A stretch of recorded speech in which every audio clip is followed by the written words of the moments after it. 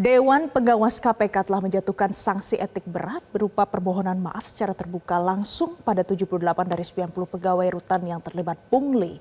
Apa tanggapan mantan pimpinan KPK pada jenis sanksi ini? Kita akan bergabung dengan mantan pimpinan KPK, ada Saud Situmorang. Bang Saud, selamat siang. Selamat siang, Mbak Valen, gimana, apa kabar? Sehat, Bang Saud sehat ya.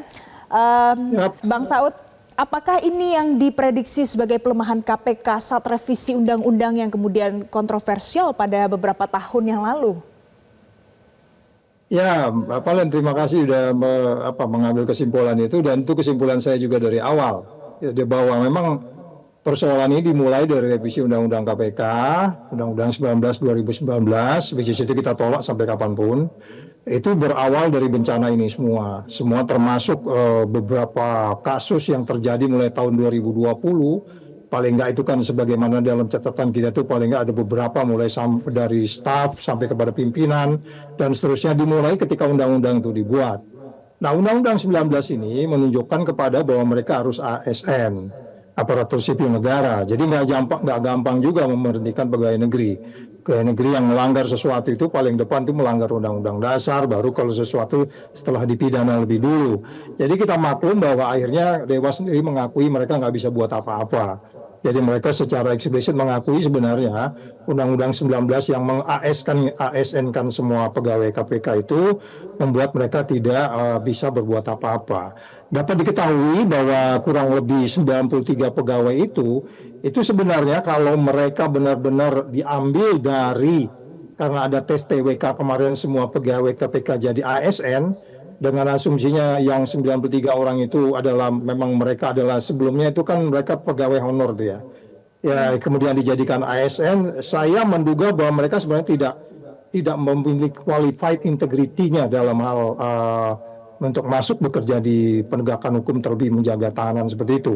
Jadi artinya karena mereka kemarin ditarik begitu saja untuk kemudian karena Undang-Undang KPK itu mengatakan 93 orang ini praktis menjadi ASN, padahal di bagian lalu itu nggak segampang itu untuk merekrut orang menjadi pegawai KPK. Pada bagian lain kita paham betul bahwa yang pernah terjadi di masa lalu karena mereka adalah pegawai yang kita katakanlah dikontrak untuk menjaga itu, karena 300.000 aja kita pernah mencat seorang pegawai tahanan ya. Jadi lagi-lagi kembali Mbak Valen, ini dimulai dari awal dari bencana Undang-Undang 19 itu. Itu sudah baik. Betul sama sekali. Ada beberapa poin penting yang Anda sampaikan, tapi yang pertama kita bahas dulu karena Novel Baswedan kemarin mengatakan Dewas KPK diganti saja karena selama ini permisif pada perbuatan koruptif di KPK. Kemudian Dewas hanya bisa menjatuhkan sanksi, memberikan permohonan maaf secara langsung dan terbuka. Menurut Anda kalau Dewas diganti, apakah bisa ada dampak yang lebih baik untuk penindakan di internal KPK? Iya, karena kan bagaimanapun kan mereka sebenarnya harus bisa menafsirkan logika mereka, nalar mereka, argumentasi mereka, bahwa ini sebenarnya perilaku korup yang terkait langsung dengan apa yang kita sebut pasal-pasal yang kita sebut pemerasan, penyalahgunaan wewenang. Which is itu kita berharap ke 93 orang ini nantinya sebenarnya masuk saja di penyidikan. Dia langsung masuk di penyidikan. Walaupun Dewas menyimpulkan seperti itu, dia harus masuk ke penyidikan langsung dan itu bisa disidik langsung oleh penyidik di KPK. Karena apa? Pada periode lalu pun tahanan KPK itu kan kita berharap di periode lalu ya, saya nggak tahu sekarang. Di periode lalu kita berharap sebenarnya tahanan KPK itu dibawa langsung deputi penindakan supaya mereka bisa mengawasi semuanya, dan itu tidak terjadi. Bahkan kemudian itu kalau tidak salah waktu itu akhirnya berada di biro umum ya. Dan pada bagian lain kita paham betul tahanan itu sendiri kan sebenarnya diawasi oleh seseorang yang ditugaskan oleh dari Kementerian Kumham, yang menurut saya itu saja sudah menjadi pertanyaan karena mereka akan sulit menyesuaikan dengan posisi integritas di KPK. Jadi ini kompleksitasnya banyak. Selain kemudian tadi Mbak Valen menanyakan apakah itu harus dipidanakan, yes. Dan deputi penindakan di KPK harus memulai penyidikan ke 93 orang ini. Nggak usah dipisah-pisah yang 12 orang, karena kan disebutkannya 12 orang itu karena berada di bawah undang-undang yang lama. Nggak begitu, itu lagi-lagi logikanya lari itu Dewas itu. Kan Dewas itu mengawasi semua pegawai KPK, nggak karena mereka bertindak di luar sebelum ada Dewas, artinya 12 orang itu diduga melakukan sesuatu pada 2017. Itu sesuatu logika nalar dan argumentasi hukum yang agak bisa Oke. kita perdebatkan, gitu Mbak. Kalau hanya mengawasi tidak bisa menindak, untuk apa dong, Bang Saud? Ya itu lagi, kembali lagi, mereka digaji untuk melaksanakan prinsip-prinsip yang mereka tuangkan di dalam Perdewas 01, 02, 03. Perdewas 01 itu sudah jelas. Perdewas berikutnya sudah jelas juga mengisyaratkan kalau dia disanksi berat karena melakukan potensi tindak pidana harus dilakukan seperti apa. Sehingga saya sangat beranggapan bahwa mereka sangat paradoks dengan tugas-tugasnya. Padahal peraturan Dewan Pengawas 01, 02, 03 itu sudah jelas ini tidak hanya persoalan meminta maaf di depan umum. Karena ini sudah menerima suap potensinya, dan ini juga ada potensi pemerasan juga, ya kan, apalagi disebutnya ada orkestratornya, which is itu kelihatan pasti di top leader, nggak mungkin dia, mungkin juga orkestratornya di level bawah. Nah oleh sebab itu dalam jangka panjang, selain memang kita harus mengembalikan undang-undang KPK, for the time being saya pikir segera saja bikin aja MOU KPK dengan Kadakan Kumham. Udah itu tahanan diserahkan ke mereka aja. Jadi jangan lagi dibawa KPK. Jadi confuse mereka. Gitu Mbak. Oke. Jadi diserahkan saja kepada Kumham. Tapi Bang Saud, kalau ini kan diberikan sanksi berat. Sanksi yang paling berat, yang paling mungkin bisa diberikan oleh Dewas KPK itu seperti apa sih? Common sense saya itu karena memang dia melakukan tindak pidana, mereka harus diberhentikan. Tetapi karena mereka selalu confused dengan undang-undang ASN, mereka nggak bisa memberhentikan karena ASN itu selalu diberhentikan apabila mereka melanggar ideologi negara, terus kemudian dipidana dan seterusnya.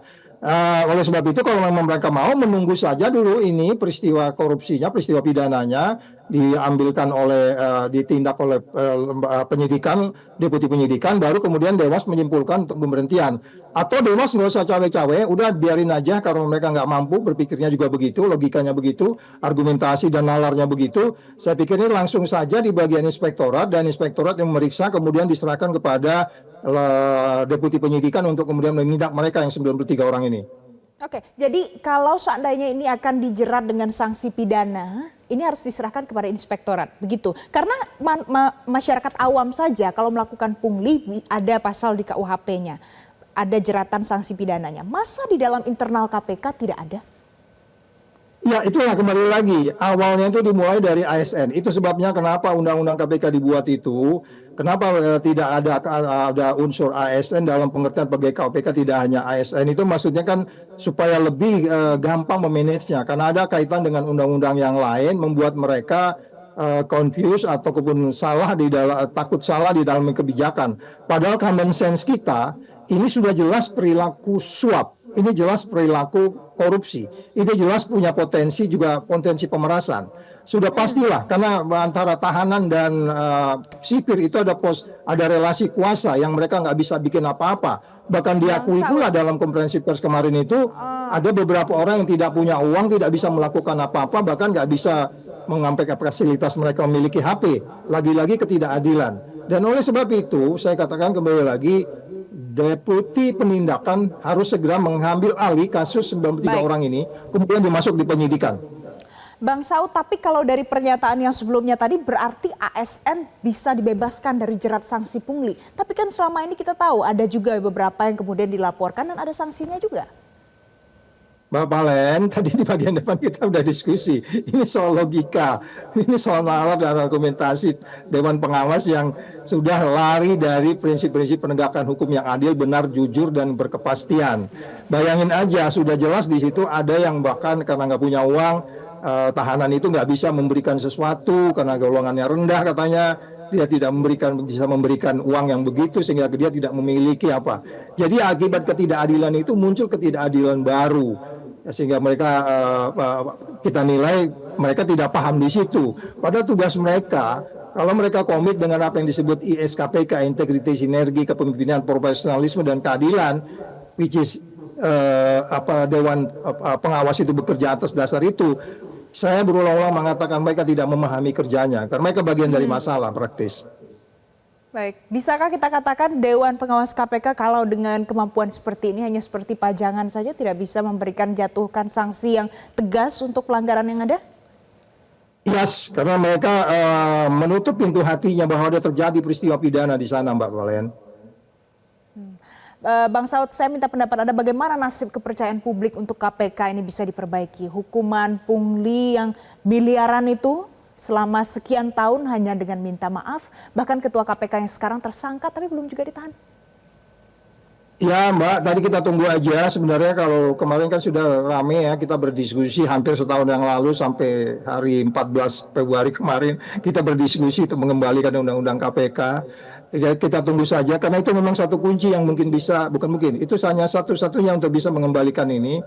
Kita lihat saja akhirnya power itu menjadi cenderung tidak digunakan dengan baik untuk memberantas korupsi 9 tahun terakhir, dan kita nggak bisa berharap banyak. Kita berharap nanti siapapun memerintah Republik ini untuk segera mengembalikan Undang-Undang KPK. Hanya itu salah satu cara, karena akibat dari perubahan nilai di KPK ini merembet kemana-mana, kepimpinan sampai yang di bawah. Contoh yang saya sebutkan di bagian depan tadi, gara-gara 300.000 saja, kemarin itu kita berhentikan, karena mereka tidak ASN.